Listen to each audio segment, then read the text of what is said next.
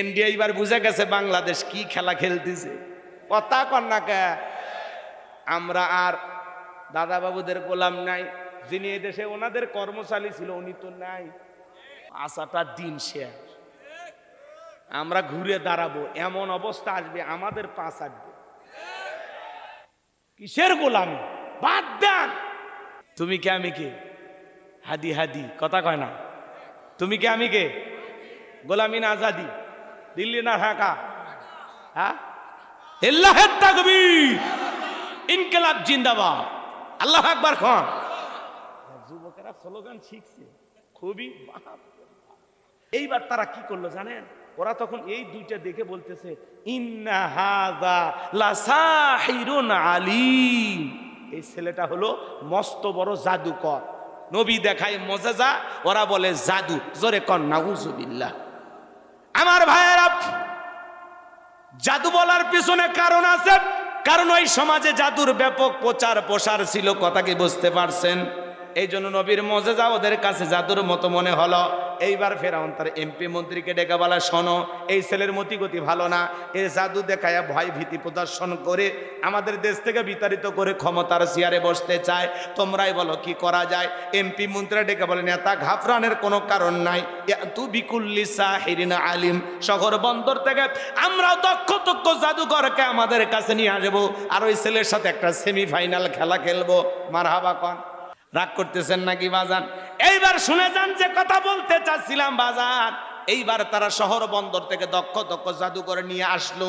সমস্ত জাদুকর ফিরাউনের দরবারে উপস্থিত হয়ে ডেকে বলে, নেতা, আপনার শত্রু মূসাকে যদি আমরা পরাজিত করতে পারি জাদুর খেলা দেখাইয়া, আপনি আমাদের কি পুরস্কার দেবেন? লাভটা কি হবে আমাদের?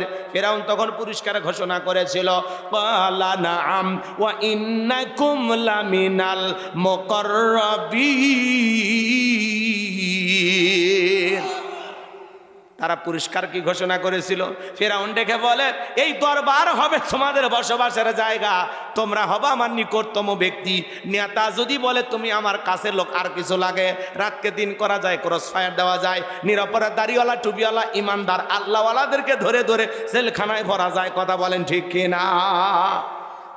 যারা রাস্তাঘাটে জাদুর খেলা দেখায়, এরা ফিরাউন প্রস্তাব দিল এই রাজপ্রাসাদে থাকবা, এ দরবার তোমাদের বসবাসের জায়গা, আর কিছু লাগে? তখন জাদুর খেলা দেখানোর জন্য তারা প্রস্তুতি নিল। এবার হাজার হাজার দর্শক চতুর্দিকে, মুসা আলাইহিস সালাম আর হারুন আলাইহিস সালাম একদিকে, আর ফিরাউনের সমস্ত জাদুঘররা একদিকে। এবার খেলা শুরু হওয়ার আগে ফিরাউনের সমস্ত জাদুঘরে ডেকে বলতেছে, ও নবী মুসা, জাদুর তন্ত্র মন্ত্র বান আগে আমরাই নিক্ষেপ করবো না তুমি নিক্ষেপ করবা? মুসা আলাইহিস সালাম ডেকে বলে, ওস্তাদের মা শেষ রাতে, তুমি তোমার খেলা দেখাও। এইবার জাদুঘররা খেলা দেখাইতে লাগলো। বাঘ বানাইছে, ভাল্লুক বানাইছে, ঋষি বানাইছে, মানুষের চোখে মুখে পর্যন্ত জাদু নিক্ষেপ করছে। জাদু নিক্ষেপ করতে করতে করতে করতে ওদের চালান পাতি শেষ।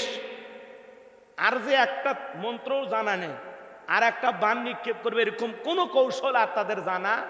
ওদের চালান পাতি যা ছিল তবিল তাকেদা সব শেষ। কথা কি বুঝাতে পারলাম? এইবার ডেকে বলে, ও নবী মুসা, তুমি তোমার জাদুর বান নিক্ষেপ করো।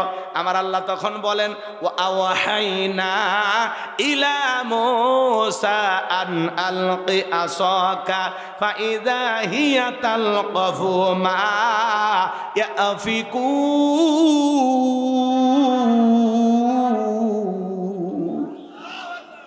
আল্লাহ ওহীর মাধ্যমে জানাই দিলেন, ও নবী মুসা, হাতের লাঠি শুধুমাত্র ছেড়ে দাও।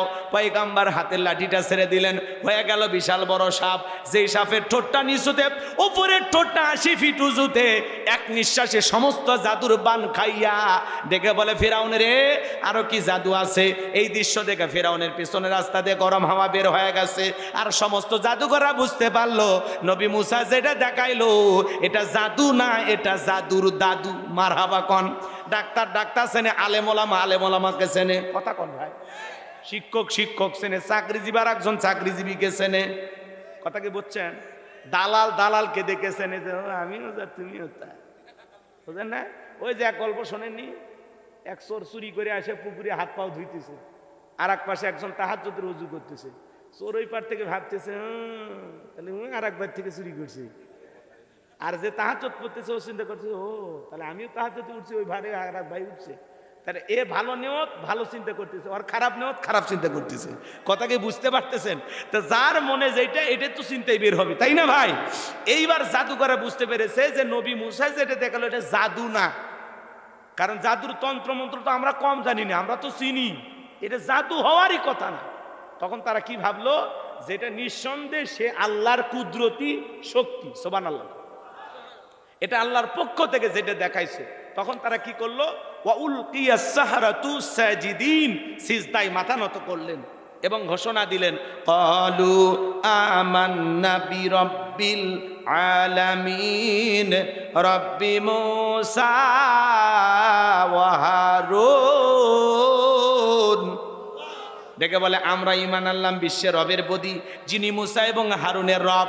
এরা যখন কালেমা পড়ে মুসলমান হয়ে গেল, ফিরাউন ডেকে বলে, আমার অনুমতি ছাড়া ঈমান আল্লাহ, এইবার তোমাদের খবর আছে, তোমাদের হাত পা কেটে নেব, শুলিতে চড়াবো, ফাঁসি দিয়ে মারবো।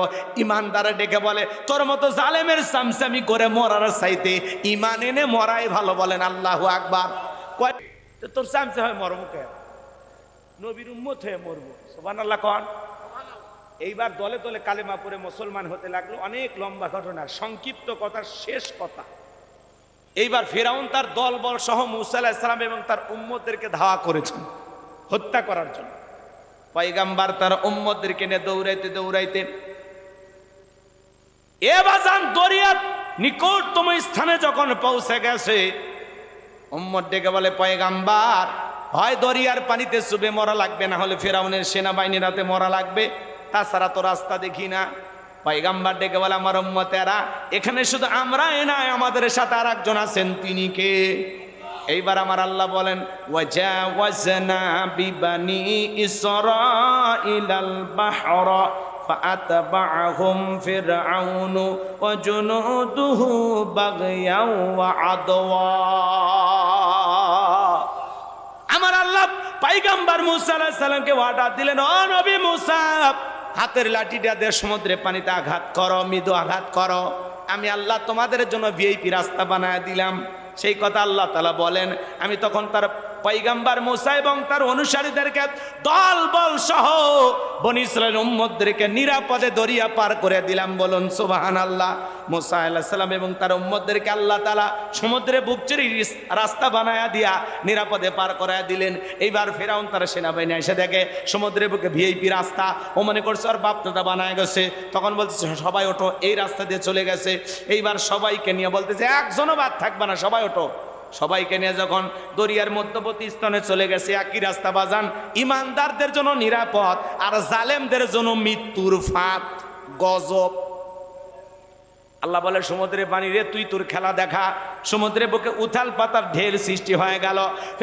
ফেরাউনের সেলা চামুন্ডা যা ছিল, পানি খায়া সুবে মরিয়া শেষ, একটাও বেঁচে নাই। বেঁচে আছে বড়টা মিস্টার ফিরাউন। ও তখন মরার আগে কি বলতেছে জানেন? আল্লাহকে বলতেছেন, ক্বালা আমানতু আন্নাহু লা ইলাহা ইল্লাল্লাযী আমানাত বিহি বানু ইসরাঈলা ওয়া আনা মিনাল মুসলিমিন। ডেকে বলে, আমি ঈমান আনলাম, তুমি ছাড়া কোনো মাবুদ নাই। বনী ইসরাঈল যে আল্লাহর প্রতি ঈমান এনেছে, আমিও সে আল্লাহর প্রতি ঈমান আনলাম। ওয়া আনা মিনাল মুসলিমিন, আল্লাহ আমি মুসলমান হয়েছি, আত্মসমর্পণ করেছি। আর পানি খাওয়ায়ও না, আর সুপায়ও না। মরার আগে ফিরাউন কি কয়? ওয়া আনা মিনাল মুসলিমিন, আল্লাহ আমি মুসলমান হয়ে গেছি। আচ্ছা, ফিরাউন যদি মুসলমান হয়, আপনার আমার মুসলমান হয় দাম আছে? আল্লাহ কয় ঈমান কবুল করছে। এই ঈমান কি আসলে ঈমান না ঠেলাত পড়ে? ঠেলা না, বিলেই কি কম সাথে গাছে ধরে? হ্যাঁ, বোঝেন নাই কথা? এই ঠেলাই পরে ঈমান আনছে। তখন আল্লাহ ঈমান না কবুল না করে আল্লাহ কি জবাব দিতে শুনবেন না? শেষ কথাটা শুনবেন না?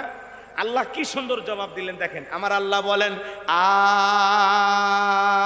আল-আনা অকদ আসাইতা ক্বাবলু ওয়া কুনতা মিনাল মুফসিদিন।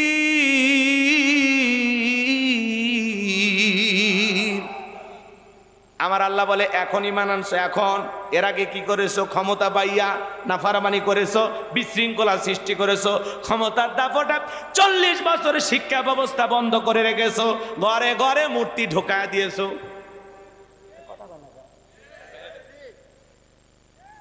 আপনারা ভাস্কর্য দেখেননি রাস্তার মোড়ে মোড়ে? কয় টাকা দিয়ে বানাচ্ছে শুনবেন? 4,500 কোটি টাকা। 4,500 কোটি টাকা দিয়ে বঙ্গবন্ধুর ভাস্কর্যগুলো বানাচ্ছে। কি করলো 5 আগস্টে? কি করলো? ওই ভাস্কর্যের মাথার উপর উঠে মানুষ পেশাব করছে। ওই মাথা ভাঙ্গে নিয়ে যা পানি চুবেছে। এতে কি ওনার বাবার সম্মান বাড়ছে না কমছে? এই টাকা 4,500 কোটি টাকা, যে দেশের মানুষ ডাস্টবিনের খাবার পুড়ে খায়, নারী 200 টাকা 500 টাকার বিনিময়ে সতীত্ব বিক্রি করে পেটের ভাত জোগাড় করে, সেই দেশে ভাস্কর্যের নামে বিলাসিতা করে 4,500 কোটি টাকা খরচ করছে। প্রত্যেকটা টাকার হিসাব একদিন আল্লাহর কাছে দিতে হবে। কথা বলেন। ভাস্কর্য না বানাবে টাকাতে মসজিদ মাদ্রাসা বানাইতেন, গরিব দুঃখীর মাঝে বিলিয়ে দিতেন, অসহায় বিধবাদেরকে দিতেন, বেকার যুবকদের কর্মস্থানের জন্য যদি দিতেন, ওই যুবকেরা ওই সমস্ত মসজিদ মাদ্রাসায় নামাজ হইতো, তারা দোয়া করত, আপনার বাবা কবরে শুয়ে থেকে সব পাইতো। আপনি ভাস্কর্য বানাইছেন, এটা মুসলমানের সংস্কৃতি না, এটা ইহুদি বেঈমান খ্রিস্টানদের কালচার। কথা বলেন ঠিক কি না? মুসলমানের টাকা হলে মসজিদ মাদ্রাসা বানাবে, ঈদগাহ মাঠ বানাবে, কবরস্থান বানাবে, রাস্তাঘাট বানায় দিবে, পুকুরের ঘাট বানায় দিবে, ফলের গাছ লাগায় দিবে, মানুষের কল্যাণে টাকা ব্যয় করবে। কথা ক্লিয়ার? আমরা কখনো ভাস্কর্য মূর্তি বানাতে পারবো? আমাদের জন্য জায়েজ? কথা বুঝাইতে পার না? আবেগের ঠেলায় বানা, আবেগের ঠেলায় ভাস্কর্য না বানায় মসজিদ বানা, মাদ্রাসা বানা, ঈদগাহ মাঠ বানা। না থাক, আপনারা বিরক্ত হয়েছেন, আমি আর কষ্ট না। শোনেন শোনেন, আল্লাহ বলতেছে এখন ক্ষমতার দাপটে কি করছো? তোমার বাড়ির দাসীকে গরম তেলে চুবায় বিদায় করছো, তোমার স্ত্রীকে নির্মম ভাবে হত্যা করেছো, জাতির সামনে উলঙ্গ করিয়া হাতে পায়ে পেরেক মাইরিয়া কি বর্বর নির্যাতন জুলুম চালায়া তোমার স্ত্রী আসিয়াকে বিদায় করছো। আজকে মুসা এবং তার অনুসারীদেরকে হত্যা করার জন্য আক্রমণ চালিয়েছো। ফেরাউন শোন, তোর পাপের 16 কলা পূর্ণ হয়ে গেছে, তবে মরার আগে শোন, আমি আল্লাহ তোর লাশটা রেখে দেব। আজও মিশরে জাদুঘরে ফেরাউনের লাশটা আছে না নাই? এই যে আমার ভাগিনা মিশরে পড়াশোনা করে, হাফেজ মাওলানা শেখ আবু ইউসুফ, আলহামদুলিল্লাহ দোয়া করেন আল্লাহ যেন, ছেলেটার বাবা নাই, মা নাই, মা অনেক দিন আগে মারা গেছে, বাবা অসুস্থ, ওনার জন্য দোয়া করবেন আল্লাহ যেন আমার ভাগিনাকে একজন ভালো আলেম হিসেবে কবুল করেন। সারা দেশে অনেক জায়গায় ওয়াজ করেন, ভারতে অনেক প্রোগ্রাম করেন। এক সময় আমরা মামা ভাগ্নে মিলে ভারতে ওয়াজ করতাম। আমি 1 বছরে ভারতে প্রায় 50টার উপরে মাহফিল করছিলাম, 18 সাল। এরপরে তো আর ঢুকপেরই দেয় না, এ দেশে এসে ধর্ম প্রচার করে, লক্ষ লক্ষ টাকা নিয়ে যায়, এটা সহ্যই করিবার পারি। বর্ডার থেকে কেমনি জানি ওই ফাঁস হয়ে গেছে যে হুজুর টাকা নিয়ে যায়। হ্যাঁ, কয়েক লাখ টাকা নিয়ে আসছিলাম, মানুষ টাকা দিতে ফেলা আসলো, কথা কয় না কেন? সেই বছর আমি ভারতে ওয়াজ করবে যা 2 মণ আঙ্গুর কিনে খেয়েছি, 2 মণ, খালি আঙ্গুর খাই আর ঘুমাই, এতই মজা লাগছে। মাত্র কয় টাকা কেজি জানে? 40-50 টাকা কেজি। হ্যাঁ, এই দেশের নাম বাংলাদেশ, মজা লাগবে। অন্য অন্য দেশ সামনে এই যে রমজান না, রমজান না, ব্যবসায়ীরা মোসর তাও দিচ্ছে। পৃথিবীর অন্য অন্য দেশে রমজান মাস আসলে জিনিসের দাম কমায় দেয়, ব্যবসায়ীরা ব্যবসাকে সহজ করে দেয় যাতে মানুষ রোজা রাখতে পারে। আর এই দেশের অসাধু কালো বাজার ব্যবসায়ীরা সিন্ডিকেটের মাধ্যমে প্রত্যেক দিন চিনির দাম বাড়ায়, ছোলা বুটের দাম বাড়ায়, ইফতারি সামগ্রী বাড়ায়, বেগুনের দাম বাড়াবে, লেবুর দাম বাড়াবে, কলা এখন 30 টাকা 20 টাকা হালি, রমজান আসলে 80 টাকা হালি। এখন তরমুজ 50-60 টাকা কেজি, এই তরমুজ রমজান আসলে 120 টাকা 30 টাকা 150 টাকা। এরা হলো ফেরাউনের মতো তরমুজ ব্যবসায়ী। কথা বলেন। এই রমজান আসলে এখন খেজুরের দাম 400 টাকা 300 টাকা হলে খেজুর পাওয়া যায়, রমজান আসলে 1000-এর উপর চলে যায়। কথা কন। এই জন্য বাজার যারা এই যে জিম্মি কইরা সিন্ডিকেটের মাধ্যমে জনগণের উপর এইভাবে জুলুম করে টাকা ইনকাম করতেছে, 1 টাকা তো কবরে নিবার পারবি না, এদের সন্তানও মানুষ হবি না, এরাও এই টাকা খাবার পাবি না। কথা কন ঠিক কিনা? উল্টো খালি জুলুম কইরা, এই অত্যাচার কইরা এ কালো টাকার মালিক হইয়া কবরে যা, ফেরেশতারা খালি বানাবি, সেই বাটাম ফাটা ফেলে দিবি। কথা কন ঠিক কিনা? এজন্য ভাই, ব্যবসায়ী ভাইদেরকে সতর্ক করে দিলাম, সাবধান করে দিলাম, রমজানকে কেন্দ্র করে 1 টাকাও জিনিসের দাম বাড়াবেন না। যদি বাড়ান, সময় এমন আসবে, এমন মানুষেরা এক সময় ক্ষমতার চেয়ারে আসবে, 1 টাকা বাড়ান তো দূরের কথা, রমজান উপলক্ষে 20 টাকা কেজি প্রতি কমিয়ে দেওয়া লাগবে। সেই দিন আনা লাগবে, সেই দিন আনা লাগবে। কথা কন না কে আপনারা? এত বাড়াই কে? চিনি এখন কয় টাকা? 120। রমজান আসুক দেখেন 150 টাকা পার হয়ে যাবে। গত বছরে আমি তো 155 টাকা কেজি কিনছি, আমি কিনছি, আপনারা কিনছিলেন? কথা সত্য হতো নাকি? তো রমজান আসলে ভাই জিনিসের দাম বাড়বি কে ভাই? এটা সিন্ডিকেট। এটা কি? এটা কালোবাজারি সিন্ডিকেট। ডিম নিয়ন্ত্রণ করে একটা বড় শয়তান, চিনি নিয়ন্ত্রণ করে বড় শয়তান, এলে শয়তান আছে বড় বড় শয়তান। এরা ওই জায়গার থেকে খালি হিসাব করে বলে দিলে আজকের বাজার রেট এই, কিচ্ছু করার নাই আপনার, আপনার হাত পা বাঁধা। কথা কোন ঠিক কিনা? এই জন্য আমরা ব্যবসায়ী ভাইদেরকে বিনয়ের সহিত বলবো, ভাই আল্লাহর হস্তে রমজানকে কেন্দ্র কইরা জিনিসের দাম বাড়াবেন না।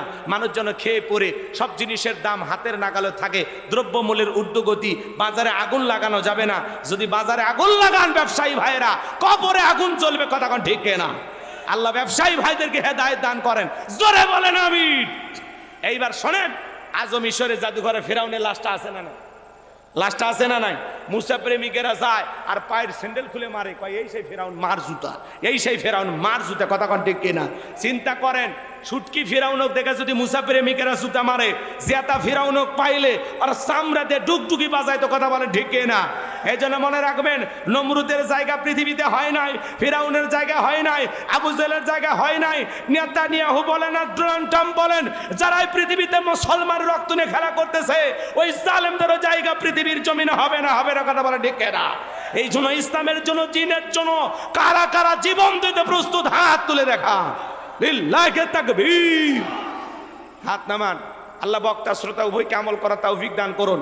মহিলা আর যুবকদের একটু ওয়াজ করতে চাইছিলাম, রাত 2টা পার হয়ে গেছে। আর না, বেঁচে থাকলে দেখা হবে ভাই, আরো অনেক প্রোগ্রাম হবে। একটু সকালে তুলে দেবেন, 10টায় তুলে দেবেন। সকলে ভালো থাকবেন। আখিরি দাওয়ানা আলহামদুলিল্লাহি রাব্বিল আলামিন। আসসালামু আলাইকুম ওয়া রাহমাতুল্লাহ। রাগ করতেছেন নাকি আপনারা? কি যেন বলতে চাচ্ছিলাম, কথা মনে হয় ভুলে গেছেন। এইবার মুসা আলাইহিস সালাম নিজ সম্প্রদায়ের লোকের পক্ষ নিয়ে কিপ্তিকে মারছে এক ঘুষি। এক ঘুষিতে কিপ্তি দুনিয়ার থেকে ডিলেট। ইন্না লিল্লাহি ওয়া ইন্না ইলাইহি রাজিউন। ফেরাউনের দরবার হয়ে গেছে মার্ডারের মামলা। কিপ্তি মরে গেছে, তাহলে কি হয়? মার্ডারের মামলা হয়ে গেছে। মুসা আলাইহিস সালামকে আল্লাহ ডেকে বলে, পয়গাম্বার আর থাকা যাবে না, মাদাইনের দিকে রওনা করো। মুসা আলাইহিস সালাম মাদাইনে চলে গেলেন। এখানে পানি খাওয়ানোর একটা ঘটনা আছে। শুআয়ব আলাইহিস সালামের 2টা মেয়ের সাথে পরিচয় হয়, তাদের সঙ্গে তার বাড়িতে গেলেন। এইবার 2টা মেয়ে যায়, বলে বাবা আমাদের বাড়িতে একটা কাজের মানুষ দরকার, একটা ছেলে পাওয়া গেছে, রাখাল হিসেবে তাকে রাখতে পারেন। তবে ছেলেটা কিন্তু এতটাই ভালো বাবা, আমরা 2টা বোন কয়েকটা ঘন্টা কাটায় দিলাম, একবারের জন্য আমাদের চেহারার দিকে তাকায় নাই। বলুন আল্লাহু আকবার। ছেলেটা এতই লাজুক, এতই ভদ্র, সুবহানাল্লাহ। নবীরা ভদ্র না হয়ে পারে? কথা বোঝেন নাই? এইবার শুআয়ব আলাইহিস সালাম, তারও বয়স হয়ে গেছে, তিনি রাজি হয়ে গেলেন। মুসা আলাইহিস সালামকে তার বাড়িতে রাখাল হিসেবে রাখলেন। বড় মেয়ে সবুরের সাথে বিবাহ দিয়ে ঘর জামাই বানায় নিলেন। মারহাবা বলবেন না? কি বানানো ঘটনা বলতেছি? পরিষ্কার একটা ঘটনা এদিক সেদিক নাই। কি সহি শুদ্ধ কথা বলতেছি বাজান, অনেক লম্বা বিস্তারিত কথা, সংক্ষিপ্ত করে বলে দিয়ে যাই বাজান। আল্লাহ ডেকে বলে, পয়গাম্বার আর কতদিন শ্বশুর বাড়ি মধুর হারে, এইবার গাট্টি গুটি গোছাও, স্ত্রীকে সঙ্গে নাও। পয়গাম্বার যখন স্ত্রীকে সঙ্গে নিয়ে শ্বশুরের দেওয়া লাঠি নিয়ে তুর পর্বতে গেলেন। এখানে ছোট্ট কিছু ঘটনা আছে, বলার সুযোগ নাই। পয়গাম্বারকে আল্লাহ তাআলা তুর পর্বতে নবুয়ত দান করে বলেন, ওয়ামা তিলকা বিয়ামিনিকা ইয়া মূসা। আল্লাহ ডেকে বলে, পয়গাম্বার মুসা তোমার ডান হাতে ওইটা কি? পয়গাম্বার জবাব দিয়ে বলেন, ক্বালা হিয়া আসায়া আতাওয়াক্কাউ আলাইহা ওয়া আহুশু বিহা আলা গনামি ওয়া লিয়া ফিহা মাআরিবু উখরা। ডেকে বলেন, আল্লাহ আমার হাতে এটা লাঠি, এটার উপরে ভর দিয়া চলি, ছাগলের জন্য বাতাবাড়ি ইত্যাদি ইত্যাদি অনেক অনেক কাজ করি। আল্লাহ ডেকে বলে, পয়গাম্বার প্রশ্ন করলে আমি একটা জবাব দেওয়া যাবে, একটা কারণটা কি? মুসা নবী কথা বলেন কার সাথে? আল্লাহর সাথে কথা বলতে মজা আছে না?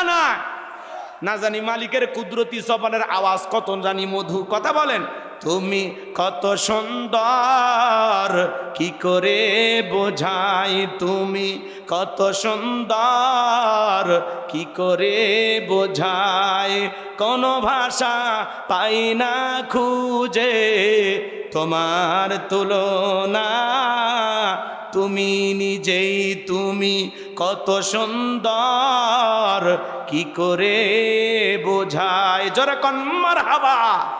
না জানি মালিকের কুদরতি জবানের আওয়াজ কত মধুর, কত মিষ্টি। সুবহানাল্লাহ। তিনি ইচ্ছা করে কথা বাড়িয়েছেন। আল্লাহু আকবার বলেন।